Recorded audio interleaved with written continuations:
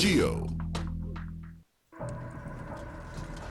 Numa sexta-feira, 13 de outubro de 1307, começou um verdadeiro pesadelo para a elite dos Cavaleiros Templários. Nesta Sexta-feira Negra, centenas foram chamados a Paris. 620 foram presos sem aviso prévio e jogados no cárcere. As acusações contra eles incluíam o pior crime de todos: heresia. Os Cavaleiros Templários eram heróis guerreiros cristãos, um regimento especializado nas cruzadas da Idade Média. Por que esses guerreiros religiosos e populares foram subjugados? Finalmente, um documento secreto, escondido por 700 anos, revela a verdade sobre a ganância, a política e o jogo de poder que veio a destruir a mais legendária elite militar.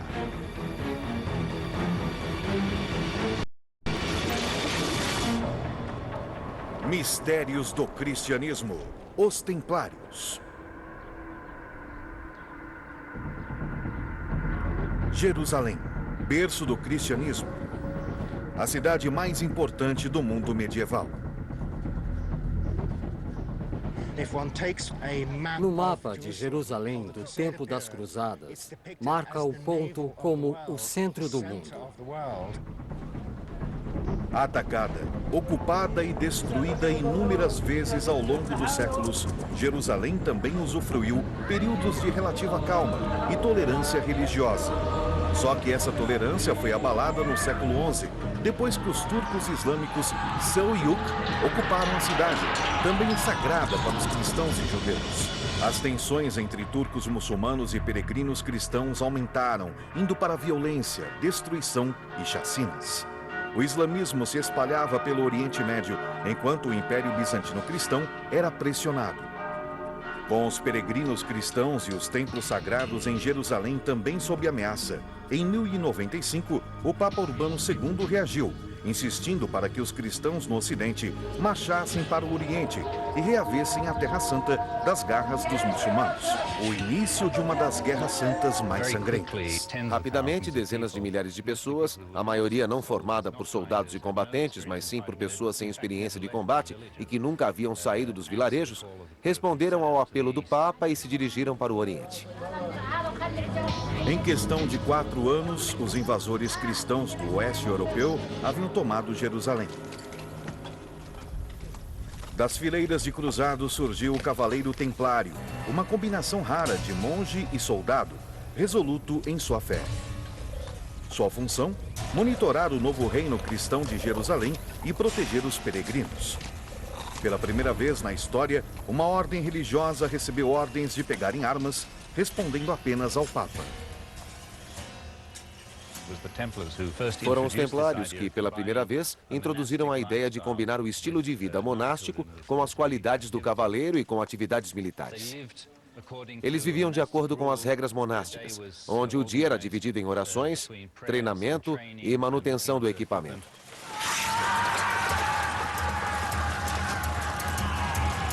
Os Templários surgiram como um grupo de elite. Famosos por sua bravura e integridade, também eram glorificados como impiedosos defensores de sua fé.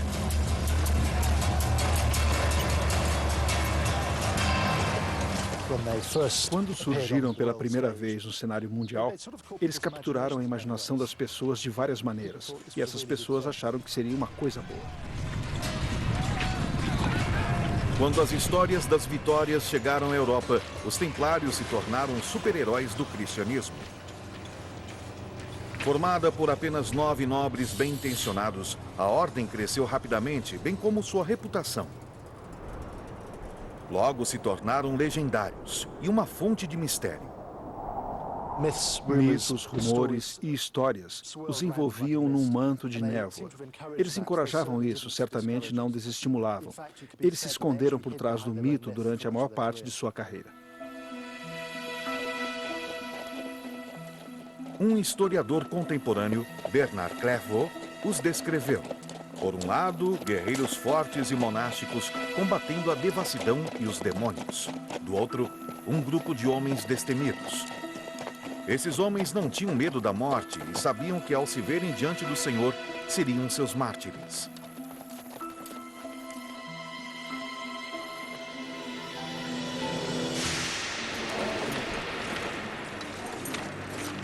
Então, menos de 2 séculos após sua fundação, os mais famosos guerreiros cristãos da era medieval, que viveram e morreram sob o símbolo da cruz, foram presos, encarcerados e acusados de heresia. A reação pública à prisão foi enorme. Houve grande agitação na Alemanha, onde eles eram populares, e os reis da Espanha e de Portugal não acreditaram nas acusações.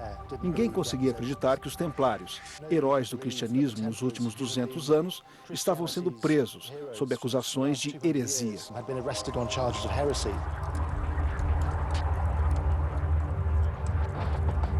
Depois de milhares de cavaleiros templários terem morrido, lutando por sua fé por quase 200 anos, porque de repente estavam sendo acusados de heresia.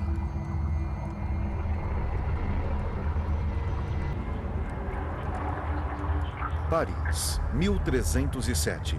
Os cavaleiros templários foram presos pelo rei francês Felipe IV, acusados de heresia, após 200 anos lutando nas cruzadas em nome da fé cristã na Terra Santa. Havia algum mérito nas acusações? Eles tinham algo a esconder? Os templários foram misteriosos desde o começo de sua carreira e viviam cercados por boatos, histórias e mitos. O mistério continua a envolvê-los.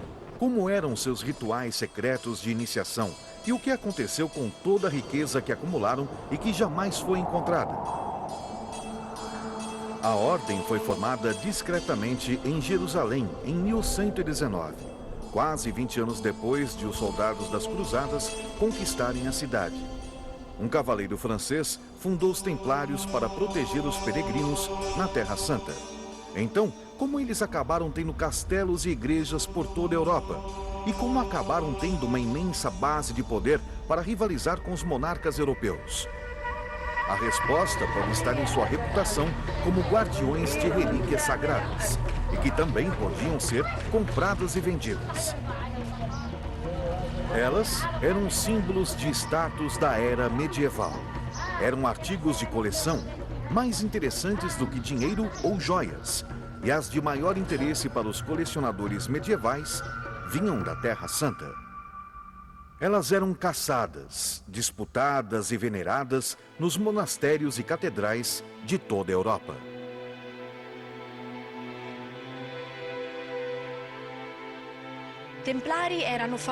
Os templários eram mundialmente famosos como guardiões daquelas relíquias, em especial daquelas relacionadas com a história de Cristo.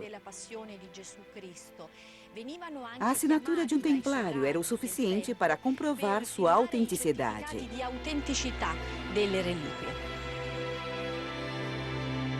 Parte da mística que levou à canonização do rei Luís IX foi a compra de 2 peças importantes.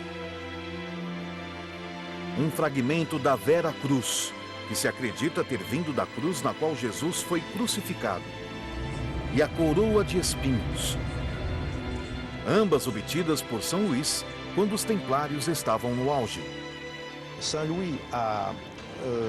São Luís projetou e construiu esta capela como um enorme relicário para guardar as peças da história de Cristo que ele havia comprado.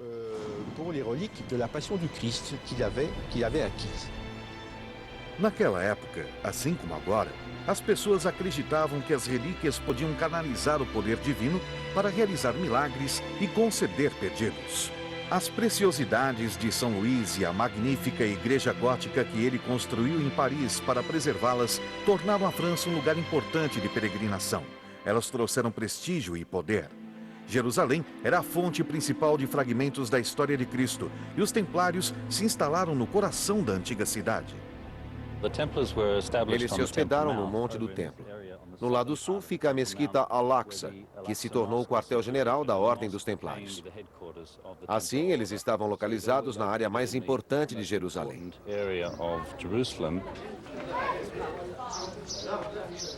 Acredita-se que o Monte do Templo tenha sido o local do primeiro templo judaico do rei Salomão. Lá, a legendária Arca da Aliança estava protegida no lugar mais sagrado de todos os lugares sagrados. Mais de 1000 anos depois, os templários se mudaram para lá para oferecer proteção aos peregrinos cristãos. Longos túneis encontrados embaixo do monte levariam até onde estavam os tesouros e as relíquias sagradas. Um arqueólogo tem uma explicação mais plausível. Eles escavaram no monte do templo, não há dúvida disso. Sabemos que faziam serviços de construção, que incluía galpões e salas de banho.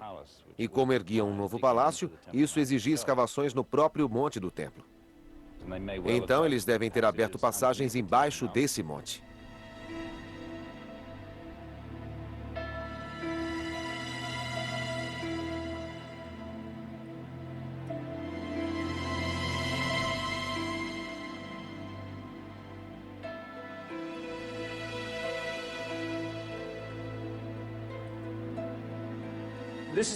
Esse é um túnel subterrâneo descoberto por Charles Warren em 1867. Naquela época estava inundado e Warren usou uma porta de madeira para boiar por cima.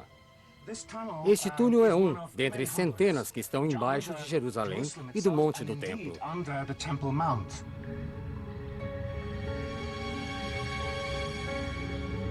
Felizmente, o túnel foi drenado há muito tempo. E ainda existem fábulas de caçadas místicas por relíquias sagradas. Os verdadeiros tesouros ainda podem ser encontrados no Monte do Templo, as mesmas paredes e pedras antigas que um dia foram o lar dos Cavaleiros Templários. Esse é um portão medieval, mas originariamente foi construído no período romano. De todos os portões do lado oeste do templo, com certeza, este daqui era usado por eles. Jerusalém foi saqueada sem parar ao longo dos séculos. Os Cavaleiros das Cruzadas eram apenas um grupo na longa fila de invasores que saquearam a cidade e os tesouros mais procurados incluíam as relíquias sagradas. Sem dúvida, os templários tinham paixão por relíquias. Era uma grande obsessão. Aqueles que vieram para o Oriente estavam dispostos a matar não só judeus e muçulmanos, mas também cristãos locais na sua busca por elas. Dentre as mais famosas relacionadas aos templários está o sudário de Turim, que muitos acreditam ter sido usado para envolver o corpo de Jesus Cristo, marcando sua imagem sobre ele. Assim como as outras fábulas que cercam estes cavaleiros, não existe prova concreta, apenas a teoria de que essas figuras misteriosas tenham trazido o sudário sagrado da Terra Santa até a França. Eles tinham os meios, tinham barcos que iam e voltavam da Terra Santa o tempo todo. E lembre-se de que os Cavaleiros Templários eram uma ordem religiosa, com reputação de absoluta integridade.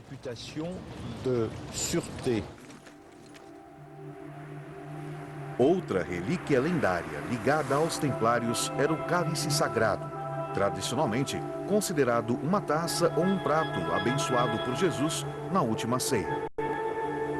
O Graal foi mencionado pela primeira vez em um romance do poeta francês Chrétien de Troyes, capital histórica da região de Champagne.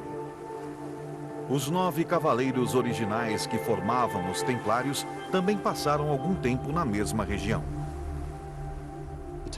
Eram da região de Troyes e talvez Chrétien ouviu o relato dos templários que haviam retornado, ou dos cruzados que voltaram e haviam ouvido os relatos dos templários no Oriente sobre esse misterioso cálice. O Graal tem sido descrito de várias maneiras. Na história original, ele é um prato. O poeta medieval francês Robert de Borron o descreve como o cálice usado por José de Arimateia para recolher o sangue de Jesus. Outros sugerem que é um tesouro espiritual e não físico.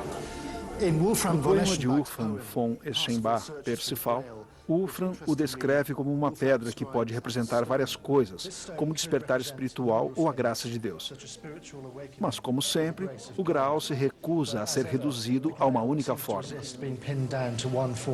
Entretanto, a ideia de que o cálice sagrado esteja escondido em algum lugar é uma lenda que continua a estimular a imaginação popular. E embora haja evidências circunstanciais conectando as histórias do Graal com os templários, os cavaleiros costumavam lidar com questões mais tangíveis. Os templários nunca foram obrigados a dizer quais eram suas atividades. No que interessava aos outros, eles estavam combatendo no Oriente. Porém, eram muito talentosos para ganhar dinheiro. Tornaram-se uma enorme corporação multinacional. Construíram castelos e igrejas por toda a Europa e também inventaram um sistema bancário internacional e o cheque. Os viajantes depositavam dinheiro em um templo e recebiam um recibo que podia ser trocado por dinheiro em outro templo.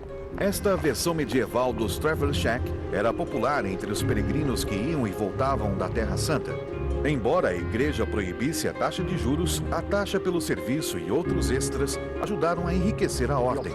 A operação no Oriente tinha apoio de locais como esse, as sedes do Ocidente, que consistiam em fazendas e atividades comerciais diversificadas, tais como vinícolas, vinhedos, curtumes e fábricas de telhas. Administravam uma ampla gama de negócios interconectados. Foram os primeiros capitalistas.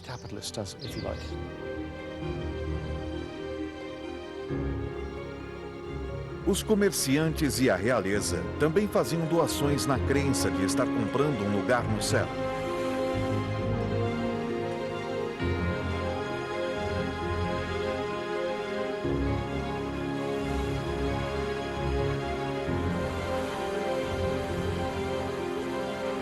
Os templários eram isentos de pagar impostos. Fortes e poderosos, eles eram os homens do Papa. Depois da igreja, o templo era uma das instituições mais abastadas da Europa. Teria isso contribuído para sua ruína? Enquanto os bancos geravam enormes lucros, os cavaleiros estavam perdendo terreno na Terra Santa.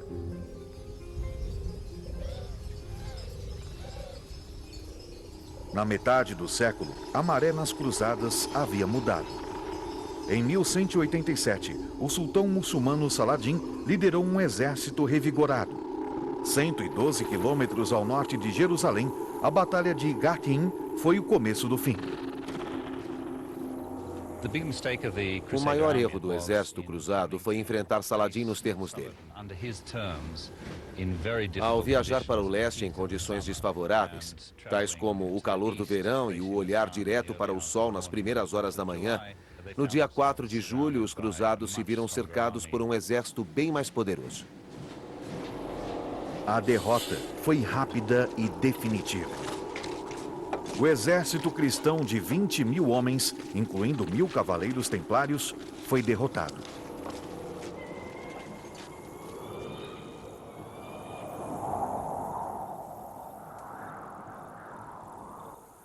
Três meses depois, em outubro de 1187, Jerusalém foi tomada por Saladin. Os cavaleiros templários foram forçados a abandonar o Monte do Templo.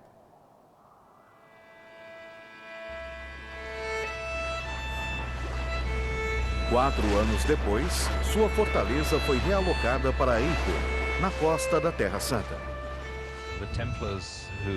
Os templários, que tinham uma certa quantidade de navios, teriam trazido equipamentos e soldados e outros suprimentos pelo porto de Acre e o teriam transformado no principal quartel-general urbano.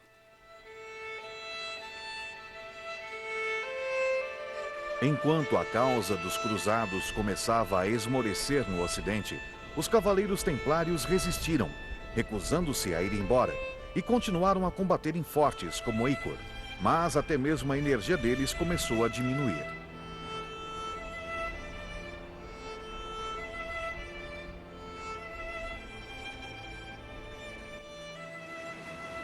Depois de 100 anos e mais 6 campanhas acirradas, estava tudo acabado.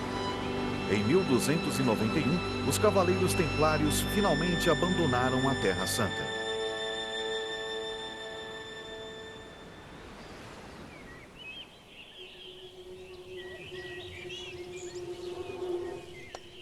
Eles se refugiaram na Europa e muitos voltaram para a França.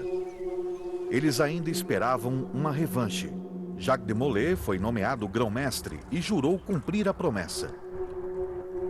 16 anos mais tarde, o guerreiro ancião ainda sonhava em recuperar Jerusalém, mas sua ordem agora estava diante de um inimigo diferente: Filipe IV, o rei da França. Filipe era o neto do grande colecionador de relíquias, Luís IX, o Rei Santo. Ele era um radical, com um complexo de Cristo. Filipe era um rei muito ambicioso Uma de suas aspirações era ser o rei mais cristão da Europa, e nada o impediria de alcançar esse objetivo. Philippe le Bel, le roi de France, veut faire comprendre ainsi que Felipe acha que, como descendente direto de São Luís, o Rei Santo, ele é a imagem de Cristo na Terra. Ele não é o rei, mas o próprio Cristo. c'est pas le roi, non, c'est le Christ. Mas o rei estava com problemas. Felipe andou pegando dinheiro emprestado dos templários para financiar suas guerras contra os ingleses. Em 1307, ele estava quase sem recursos. Seu reino estava à beira da falência e ele precisava do dinheiro dos templários. No início de 1300, os cruzados não tinham mais razão para existir. Sem relevância para as cruzadas, os templários ficaram vulneráveis. Seus bancos estavam repletos de dinheiro dos cruzados, e o rei sabia disso. O escritor Sean Martin diz que o rei viu essas riquezas quando procurou os templários para fugir de uma multidão enfurecida. Em junho de 1306, Filipe se refugiou no Templo de Paris. Ele estava desvalorizando a moeda, o que levou uma multidão exacerbada a persegui-lo pelas ruas de Paris. Se refugiou então no templo. E lá viu alguns tesouros, como ouro e moedas. E assim vai. Filipe resolve neutralizar os templários e passar a mão no seu patrimônio. Só que eles não estavam sob seu controle. Somente o pontífice podia, de modo legítimo, comandar a ordem. O rei precisava enfraquecê-los. Sicuramente le dicerie che circolavano sui templari furono usate, Os boatos sobre os templários estavam sendo manipulados por Filipe IV para parecerem bem negativos e difamatórios contra a ordem. Os rumores eram um veneno que Filipe IV usou de modo habilidoso para prejudicá-la. Filippo il Bello seppe usare molto abilmente a danno dell'ordine. Então, em 1307, depois de ter manchado a reputação da ordem, o rei lançou um ataque surpresa, capturando Jacques de Molay e todos os templários em Paris.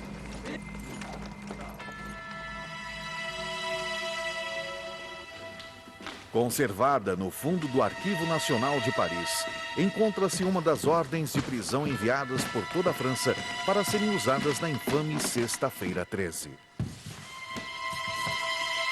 Felipe IV atacou o mistério das iniciações, sugerindo comportamento abominável a portas fechadas. Eles foram acusados de corrupção financeira e de sodomia. Também foram acusados de idolatria, incluindo a adoração a um gato. E a tudo isso se somava mais uma acusação catastrófica: heresia. A acusação de heresia foi devastadora, porque o templo foi fundado para defender a fé, e heresia é trair a fé. Esta acusação tinha o poder de destruir a ordem do templo.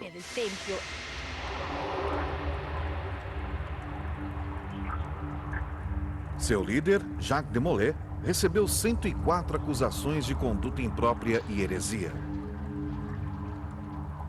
Ele havia dado 42 anos de devotado serviço à ordem. É claro que as acusações de Felipe não iriam dar em nada. Então, 2 semanas depois das prisões, o choque geral. O grão-mestre havia fornecido uma confissão completa e admitiu as acusações de heresia. A confissão de Jacques de Molay em outubro de 1307, 2 semanas depois da captura deles, foi prejudicial para a ordem dos templários e a percepção do público sobre eles. Os heróis do cristianismo enfrentam a morte como heréticos. Mas o que terá feito Jacques de Molay confessar? Como alguém poderia salvá-los de pagar o maior preço de todos? Receber o prêmio. O Templo de Paris teria sido um edifício fortificado, onde ficava guardado toda a reserva de moeda forte. Os templários atuavam como banqueiros para o rei e a abastada burguesia de Paris.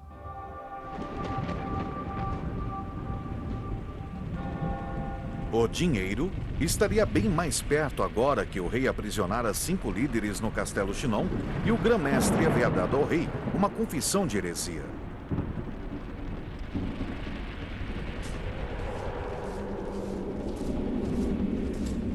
Mas qual o verdadeiro motivo da confissão de Molé?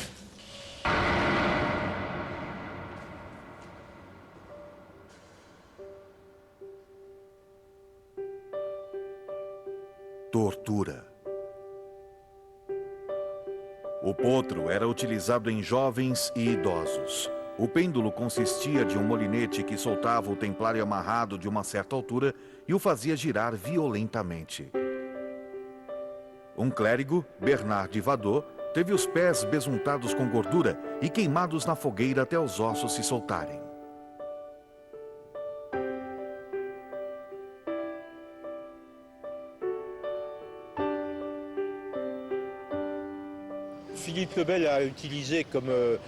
Filipe IV usou tortura porque era uma prática normal nos julgamentos daquela época.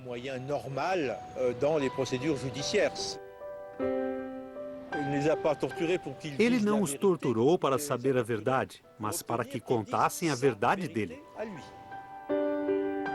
Mas nem tudo sairia do jeito que Filipe queria.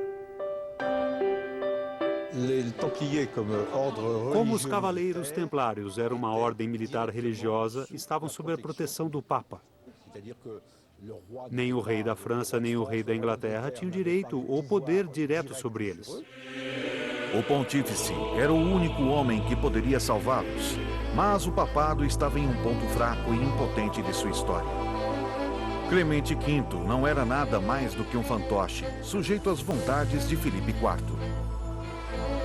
O rei sozinho havia destruído o papa anterior e havia forçado a nomeação de Clemente V. Filipe continuaria a garantir que o papa soubesse quem era o chefe. Os agentes de Filipe IV escreveram inúmeras cartas anônimas, acusando o pontífice de heresia, em uma tentativa de desmoralizar a reputação de Clemente V sob todos os aspectos. Dizia-se, inclusive, que tinha um caso com uma bela dama, esposa de um nobre francês. Clemente V foi forçado a conspirar com o rei francês, que queria manter seu papa fantoche sob controle. Pela primeira vez na história, o papado foi transferido e se instalou fora do Vaticano. O Papa Clemente V foi obrigado a permanecer em Avignon, na França. Clemente V queria voltar para a Itália, para o Vaticano, porque estaria mais seguro lá, mas era sempre impedido. O rei da França o manteve como refém em seu reino.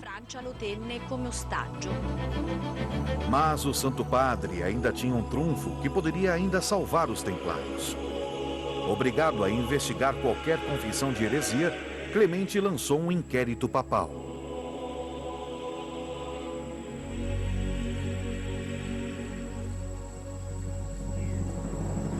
Os templários ainda tinham que dançar conforme a música, mas desta vez era a igreja e não os interrogadores do rei que conduziam o inquérito.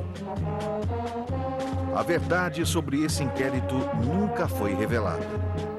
Até agora, a descoberta de um importante documento reescreve a história de Clemente V e o julgamento dos Cavaleiros Templários.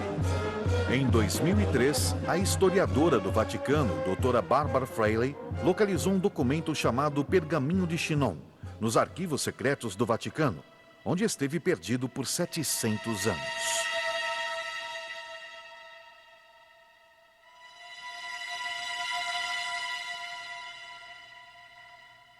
O Pergaminho de Chinon é o documento original do inquérito conduzido pela Comissão de Cardeais sobre o grão-mestre do templo e outros membros principais da ordem. Durante a época de Clemente V, todos os documentos dos templários eram guardados com cuidado na mesma pasta. No entanto, Com o passar do tempo e o fato de Napoleão ter saqueado os arquivos papais e os levado embora, a pasta foi desmembrada e os documentos se dispersaram. O fundo se desmembrou, i documenti andarono dispersi.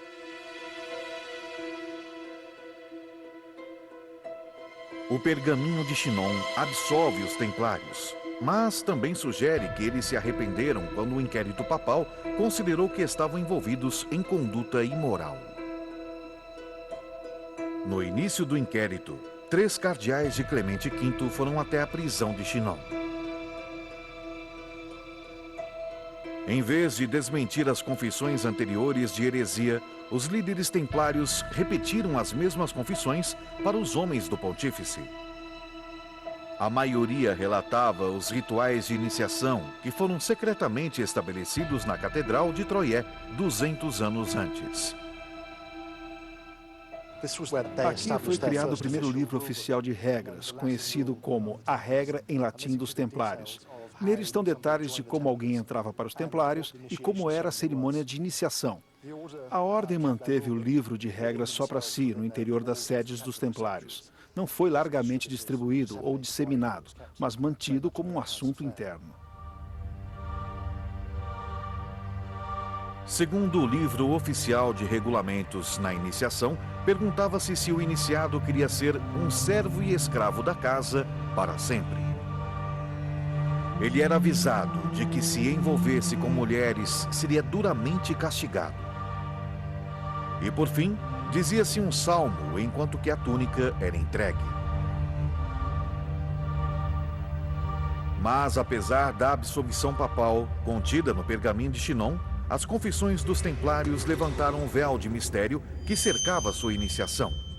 E o que foi revelado chocou a França. Segundo a confissão deles, os templários eram forçados a condenar Cristo em seus ritos de iniciação. Uma tradução da confissão de Geoffroy de Charny descreve como outro cavaleiro mostrou-lhe um crucifixo e disse-lhe para condenar a Cristo em vez de crer nele. Hugues de Perrot confessou que a cerimônia de iniciação envolvia renunciar a Cristo e cuspir na cruz. Jacques de Molay repetiu a confissão ao rei, dizendo que o iniciador mostrou-lhe a cruz e disse-lhe que deveria denunciar o Deus cuja imagem estava representada naquela cruz e que deveria cuspir nela.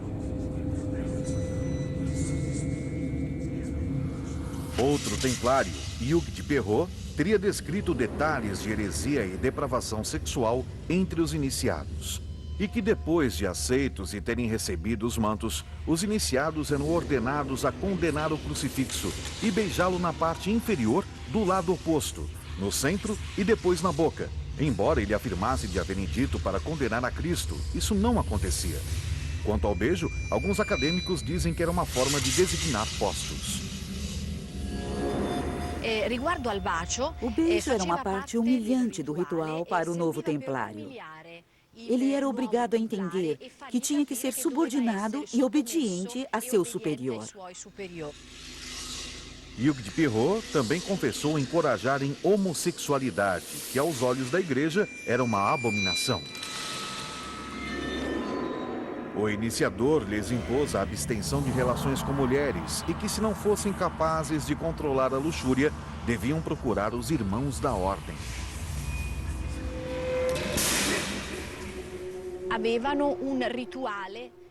Eles criaram um ritual de obediência de natureza imprópria e indecente para uma ordem religiosa. Conveniente e indecente per un ordine religioso. Às confissões, somava-se uma lista de heresias. Eles admitiram homossexualidade, condenar a Cristo e profanar a cruz. A primeira confissão depois da captura foi arrancada através de tortura por Filipe IV. Mas será que os homens do Papa fizeram o mesmo?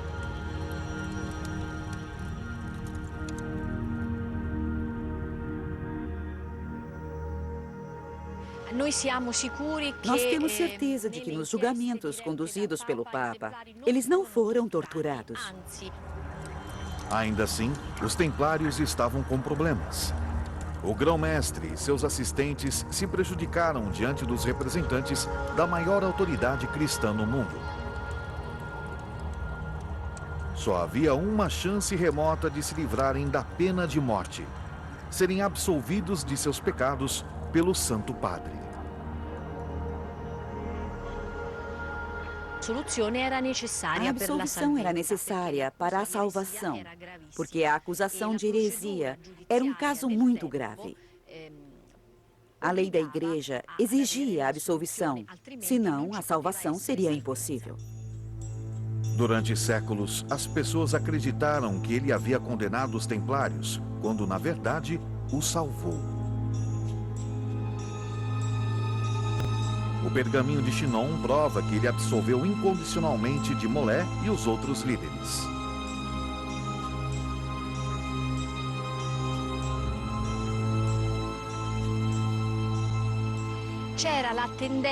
Existia uma tendência de se acreditar que a Igreja condenou os templários. Esta ideia é errada. Se o Papa tivesse a mais ínfima suspeita de uma verdadeira heresia, nunca teria permitido que recebessem a comunhão. Ele os absolveu porque acreditava que estavam cometendo atos heréticos como teste de resistência e para que se preparassem para desafios extremos contra sua fé, que poderiam ter que passar nas mãos dos inimigos muçulmanos na Terra Santa. Era uma espécie de faz de conta, um teste de obediência. Precisava-se de homens fortes, disciplinados e corajosos para combater na Terra Santa contra os muçulmanos, que costumavam forçar os prisioneiros cristãos a renunciar à sua fé ou morrer. Mas outras evidências sugerem que nem todos os templários eram leais à sua fé cristã.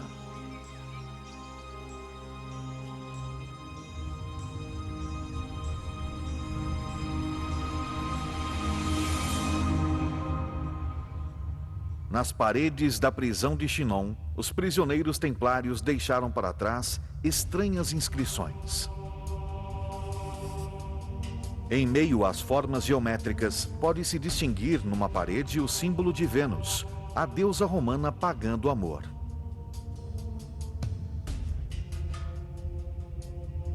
Uma flor emergindo de um coração em outra parede sugere uma referência grega da mesma deusa, conhecida na Grécia como Afrodite. As duas deusas são pagãs. Ter qualquer tipo de admiração pela cultura pagã é uma total heresia aos olhos da Igreja. Parte do caso se baseava na acusação de venerar um ídolo temerário, uma cabeça decepada chamada Bafomé.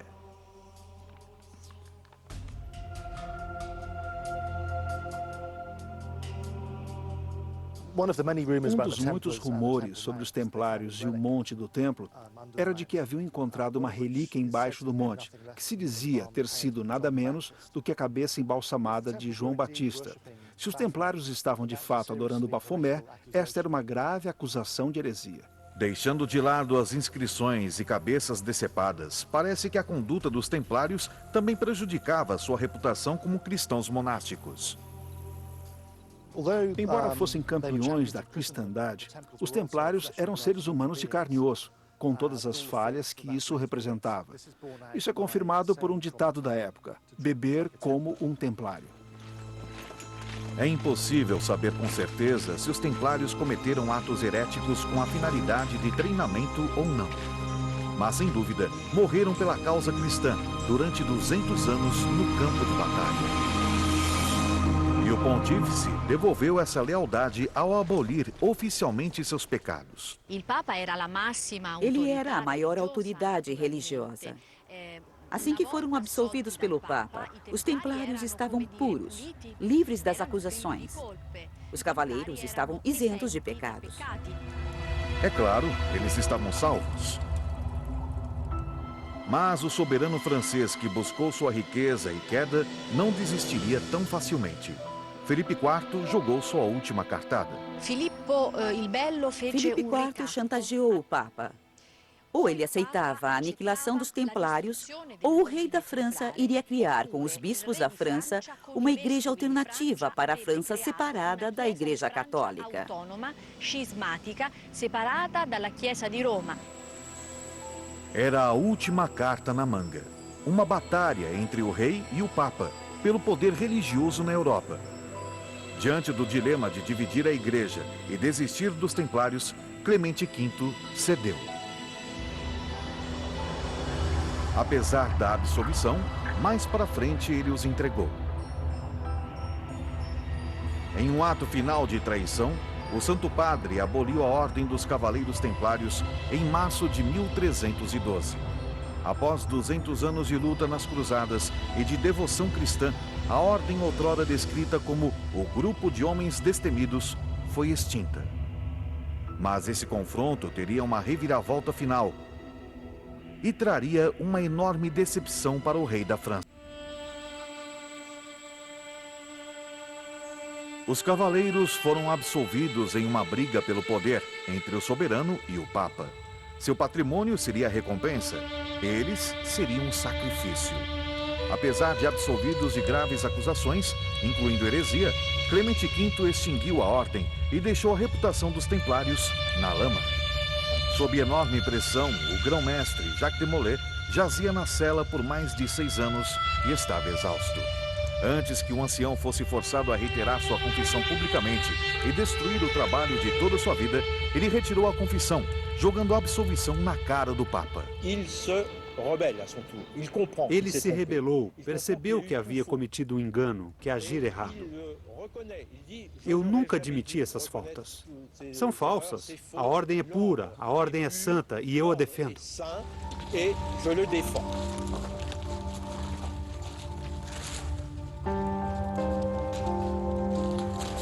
Filipe IV aproveitou a oportunidade. Em questão de poucas horas, levou o homem de 72 anos até o rio Sena, em Paris, para ser executado.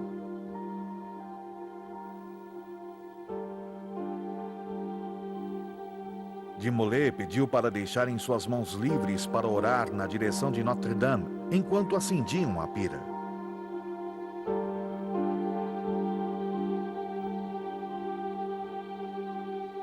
Mas o velho guerreiro levou um enorme segredo com ele. Enquanto os templários estavam sendo eliminados, seu maior banco, o Templo de Paris, foi revistado pelos homens do rei e estava vazio. Só na Normandia, seu patrimônio era maior do que a fortuna da Inglaterra. No entanto, nada foi encontrado. A destruição feita por Filipe IV, ansiando pelos bens deles, não valeu nada. O tesouro de verdade, o ouro, desapareceu completamente. Não foi encontrado em nenhuma das sedes, Londres, Paris ou Viena. Não se sabe onde foi parar. Eles devem ter recebido algum tipo de aviso dos planos de Filipe. O que permitiu que cavaleiros menos importantes pudessem escapar? Será que levaram os bens da ordem com eles? Na época das prisões, a frota dos templários em La Rochelle sumiu. Ninguém jamais conseguiu determinar a quantidade de barcos que estava ali, ou o que havia dentro deles, pois desapareceram da face da terra. Será que os cavaleiros templários acabaram rindo por último? O melhor lugar para fugir e levar seus tesouros era a Escócia, onde o Roberto Bruce os protegeria. Mas até hoje não se encontrou nada.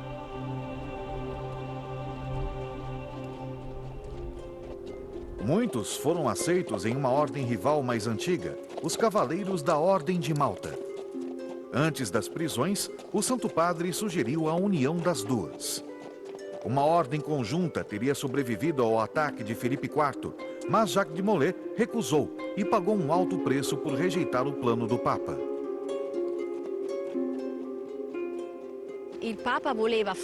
Ele queria unificar os templários e os cavaleiros da Ordem de Malta para criar uma nova ordem que seria imaculada e valiosa na reconquista de Jerusalém.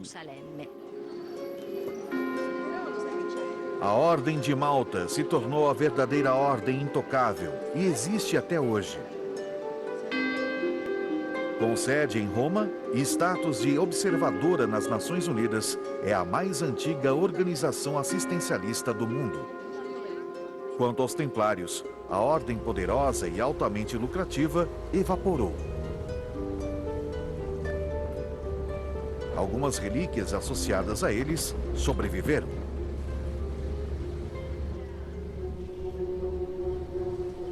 Em 1357, o sudário de Turim apareceu próximo à região central dos Templários, com Geoffrey de Charnay, descendente de um dos assistentes mais chegados de Jacques de Molay. Mas o cálice sagrado nunca apareceu e está vagando pelo tempo como a miríade de mitos dos Cavaleiros Templários e seu tesouro perdido. Os Templários foram eliminados por um monarca ganancioso, um pontífice fraco, e também foram destruídos por seu próprio sucesso, sendo vítima da sua própria mística. Assim como o Graal, a última profecia de Jacques de Molay ecoa através dos tempos. Enquanto queimava, o grão-mestre gritava que veria o Papa e o Rei em julgamento diante de Deus em 1 ano. De fato, Filipe IV e Clemente V estavam mortos no espaço de 8 meses. Mas a poderosa lenda dos Templários permanece. Destruídos pela riqueza, esses heróis guerreiros da Igreja foram traídos no final por seu aliado mais próximo, o Papa.